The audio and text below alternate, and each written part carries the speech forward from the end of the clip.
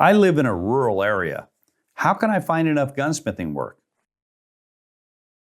Well, one thing that's great about gunsmithing is you don't have to only do work for people that walk in your front door.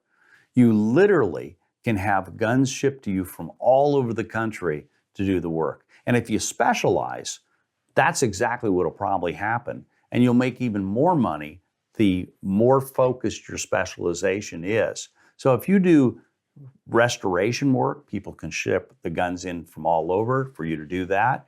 If you do customizing work, whether it be refinishing, custom rifle building, custom handgun building, whatever the case might be, if you build a national reputation and have the work brought to you, they just simply can ship it to you directly to your federal firearms license address, as long as they can legally own the gun, and you can legally do the work and ship it directly back to your customer. So the entire country is your potential market.